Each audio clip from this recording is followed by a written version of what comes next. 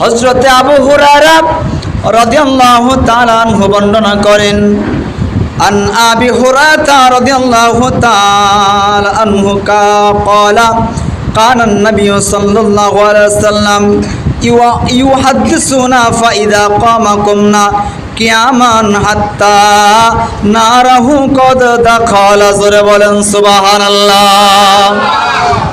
হযরত আবু হুরায়রা রাদিয়াল্লাহু তাআলা আনহু বর্ণনা করেন, আমরা আল্লাহর হাবিব রহমাতুল লিল আলামিনের সঙ্গে মসজিদে নববীর মধ্যে আমরা আলোচনা করতাম।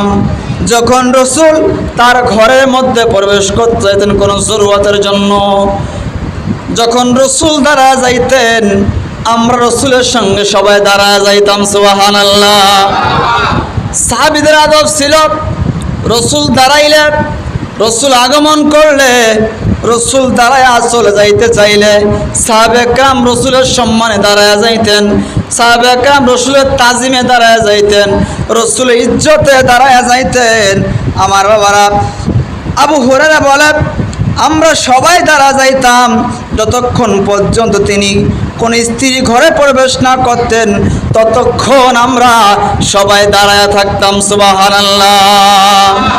এখন যারা বলে সাহাবা একরাম রাসূলের সম্মানে, রাসূলের ইজ্জত দাঁড়াইতো না, রাসূলকে দাঁড়ায়া সালাম জানাইতো না, আমরা তাদেরকে বলতে চাই রাসূলের হাদিস, আবু দাউদ বাইহাকির হাদিস, আল্লাহর হাবিবের প্রিয় সাহাবী হযরতে আবু হুরায়রা বলে যখন মসজিদের মধ্যে রাসূলের সঙ্গে আমরা আলোচনা করতাম, রাসূল যখন যাইতেন আমরা দাঁড়াইতাম, রাসূল যতক্ষণ পর্যন্ত কোন স্ত্রী ঘরে প্রবেশ না করতেন ততক্ষণ পর্যন্ত আমরা দাঁড়ায় থাকতাম। সাহাবা একরাম রাসূলকে কত সম্মান করতেন, কত ইজ্জত করতেন। আজকে আমরা সুন্নিরাও সেই রকম রাসূলের সম্মানে দাঁড়ায় যাই, নবীর ইজ্জতে আমরা এই জন্যই দাঁড়াই, কারণ সাহাবা একরাম দাঁড়াইছে এই জন্য আমরা দাঁড়াই। সাহাবীদের সুন্নাত আমাদের মানা দরকার আছে না নাই?